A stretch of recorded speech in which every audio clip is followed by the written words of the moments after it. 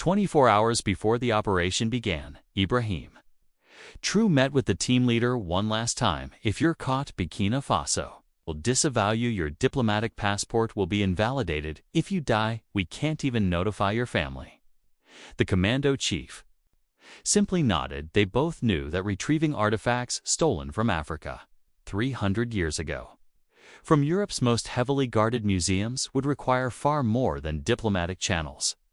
The secure bunker beneath the presidential palace in Ouagadougou was silent as Ibrahim studied the 5 specialists before him. Their civilian clothes couldn't disguise their military-bearing elite soldiers chosen for this unprecedented mission.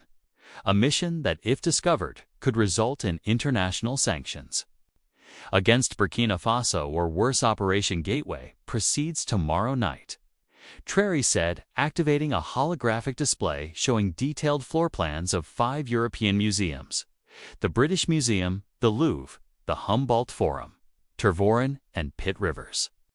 For 2 years, we've requested the return of our artifacts.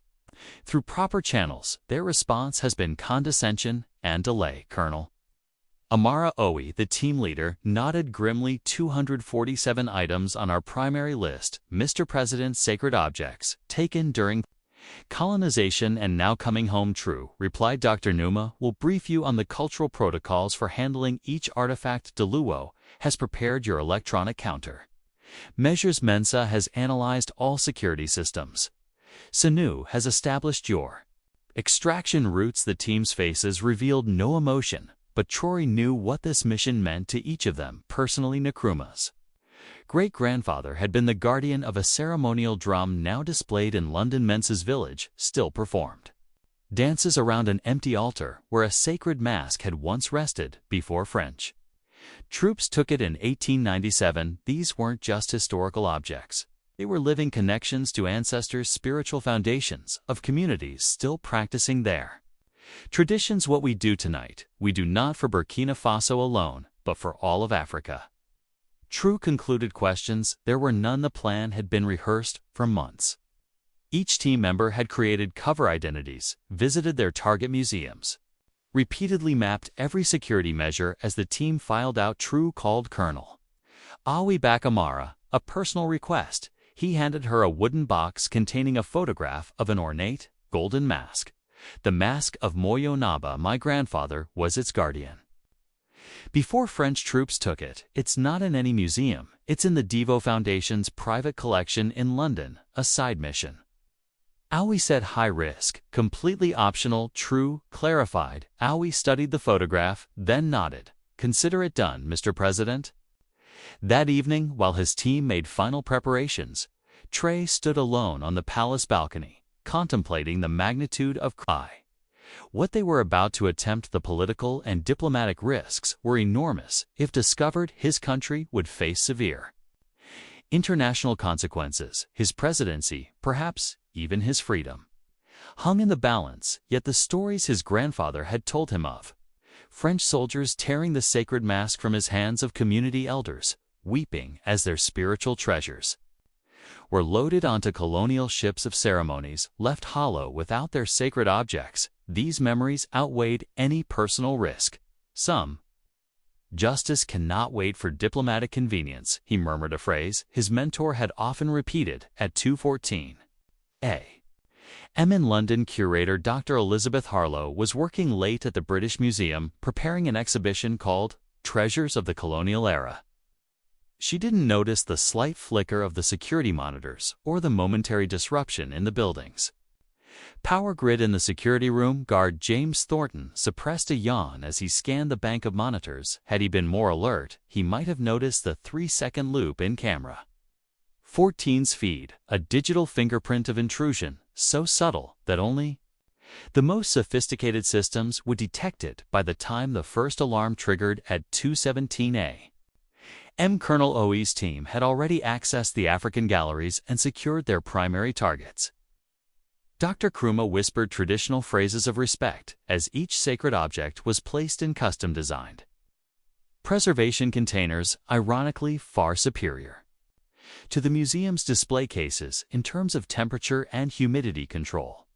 Diallo maintained electronic countermeasures, temporarily blinding security systems. Just long enough for the team to complete their work. Mensa disabled and re-enabled pressure sensors with such precision that the system registered no interruption for minutes after entering the gallery. They had secured 17 priority artifacts. Similar scenarios were unfolding simultaneously in Paris, Berlin, Brussels, and Oxford. Each team moved with precision, disabling and re-enabling security systems with such expertise that in most cases, the absence of artifacts wouldn't be noticed until morning staff arrived after securing the museum. Artifacts AUE made a detour to the Devo Foundation. 3 blocks away, within minutes, she had bypassed its security and retrieved the mask of Mo Naba from its custom-lit display case. "Forgive the delay," she whispered to the mask, "but your people have been waiting for your return much longer."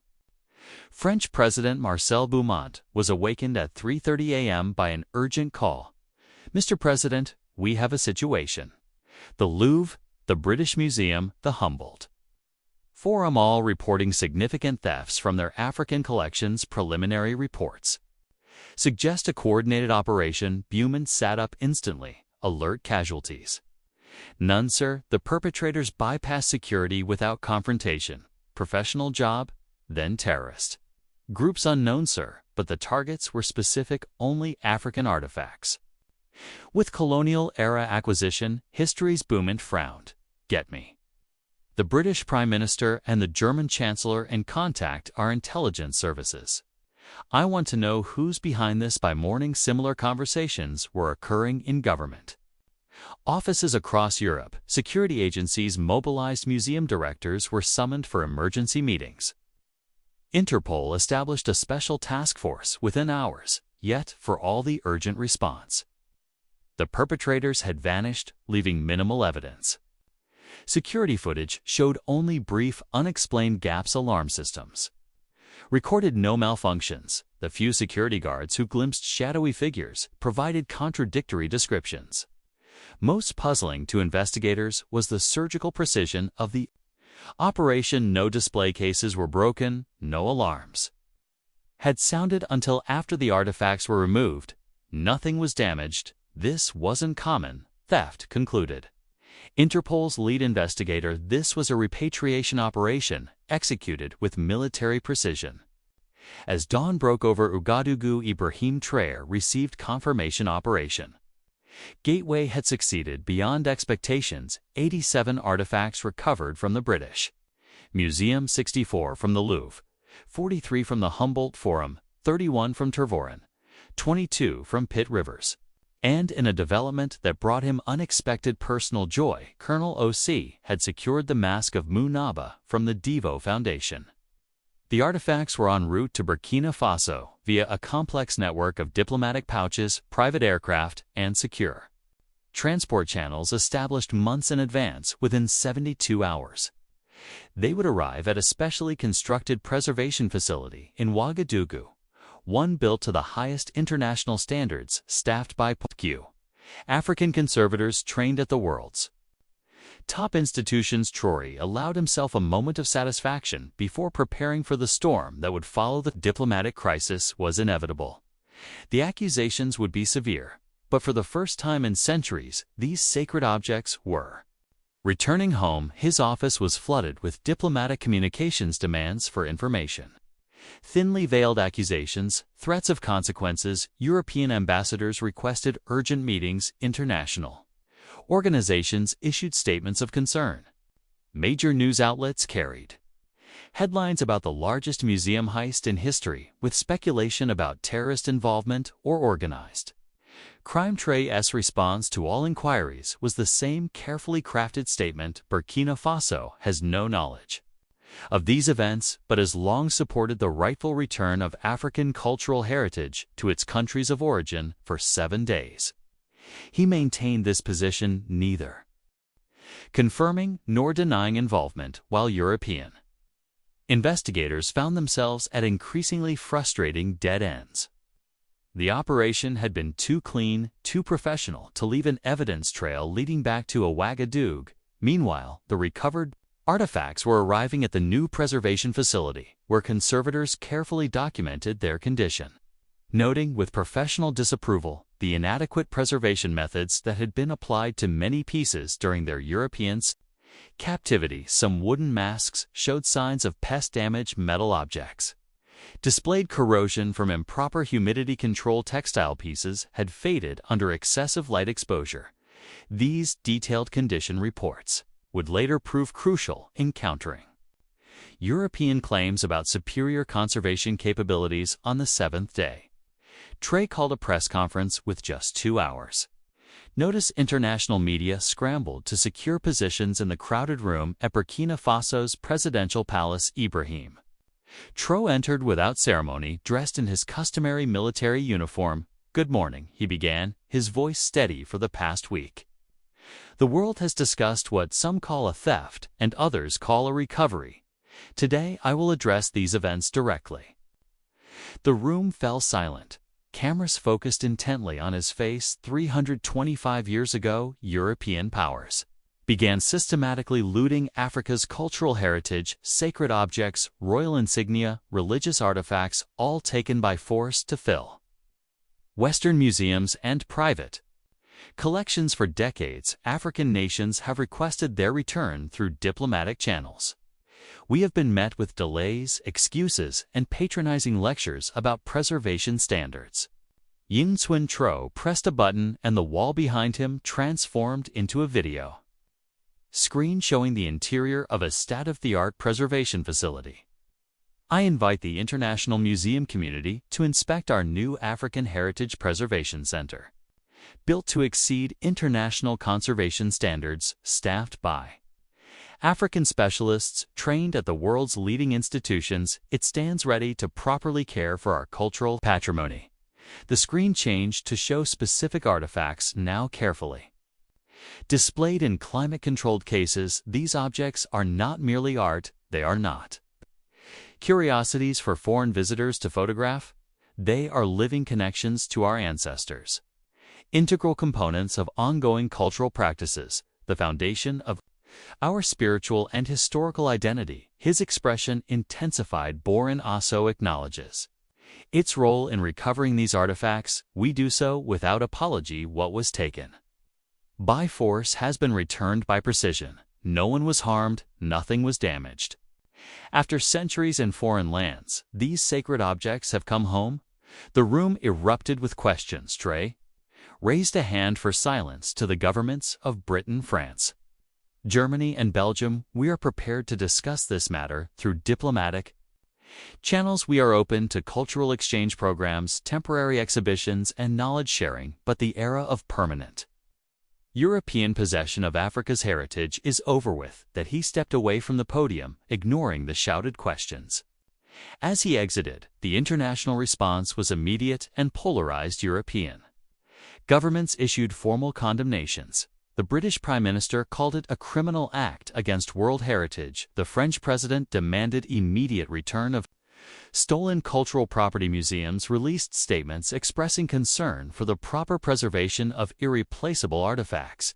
Interpol launched an investigation. Security footage was analyzed. Diplomatic pressure mounted on African nations suspected of involvement, yet alongside the official outrage, another narrative was emerging. Museum curators quietly acknowledged the superior conservation conditions at Burkina Faso's new facility. Art historians noted the ethical questions surrounding colonial-era acquisitions. Cultural rights advocates praised the return of sacred objects to practicing communities. In the weeks that followed, the international community grappled with the implications of what media had dubbed the Great Repatriation. Legal experts debated. Museums reassessed security.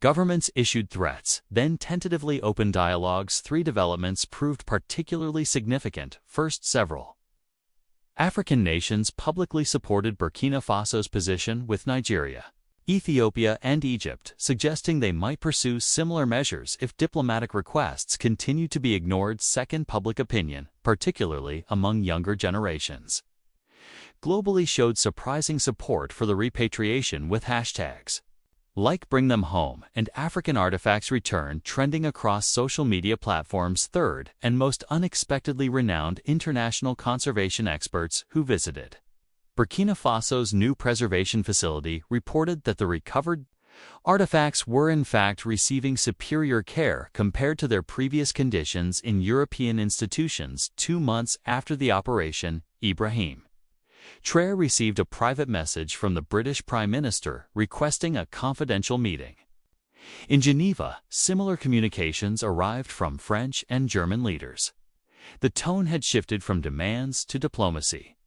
The Geneva Conference, as it came to be known, marked a turning point in the relationship between European museums and African nations. Over 5 days of intense negotiation, a framework emerged for addressing colonial-era acquisitions. Ibrahim Traoré, now recognized as the driving force behind this historical reckoning, presented African demands clearly: full repatriation of sacred and royal artifacts, shared stewardship of certain historical items, and formal acknowledgement of the colonial looting that had dispersed Africa's heritage. European representatives, initially resistant, gradually shifted their position as Traoré presented detailed evidence of the superior conservation methods at the new African facilities, the cultural importance of the artifacts to living communities, and most persuasively, documentation of how many museums had neglected these treasures while refusing to return them. On the final day, a landmark agreement was signed, the Heritage Repatriation and Cultural Cooperation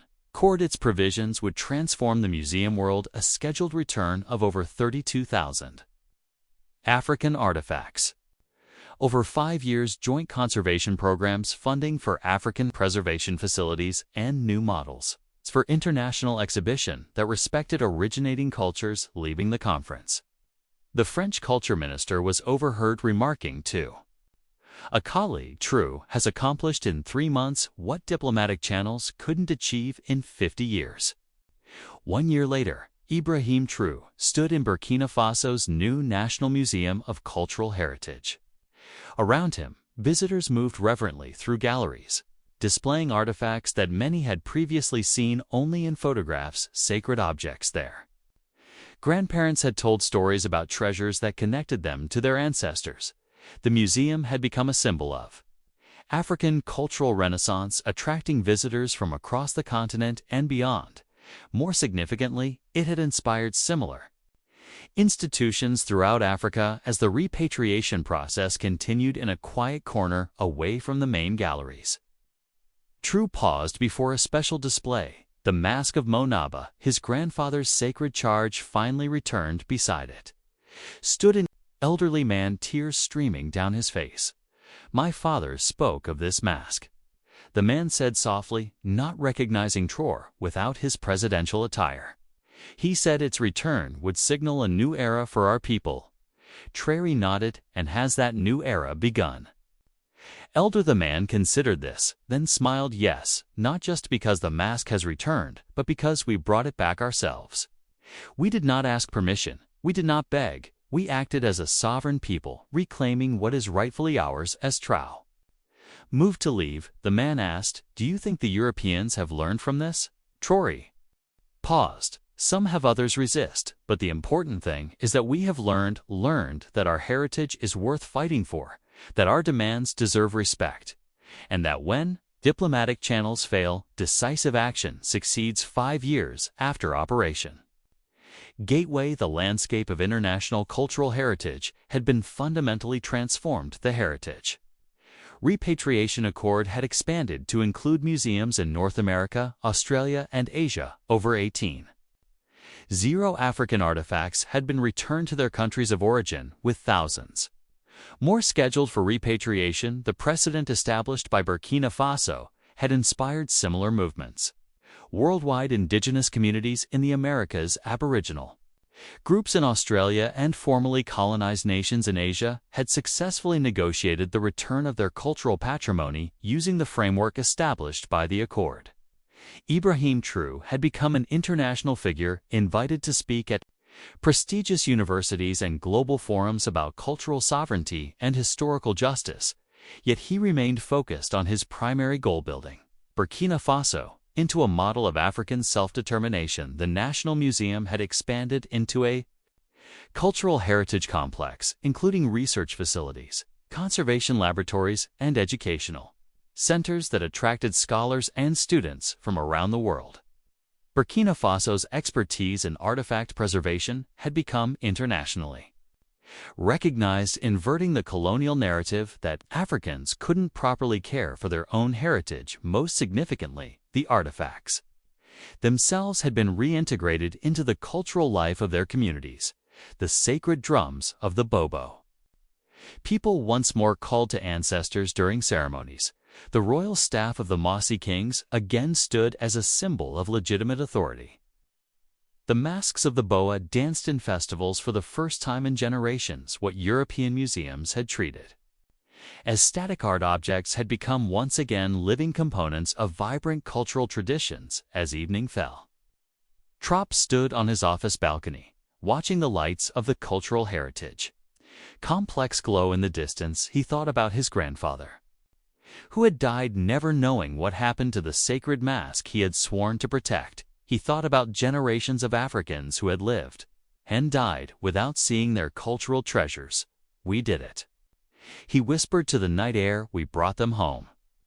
In museums across Europe, empty display cases bore small plaques. This artifact has been returned to its country of origin as part of the heritage repatriation accord. Each empty space represented not just an absent object, but a shift in the global order, a recognition that sometimes historical wrongs require bold actions to make right. The operation that had begun in secrecy had ended in transformation. The gateway to Africa's heritage had been reopened, and through it had passed not just artifacts returning home, but a new understanding of justice, sovereignty, and the power of reclaiming one's cultural identity.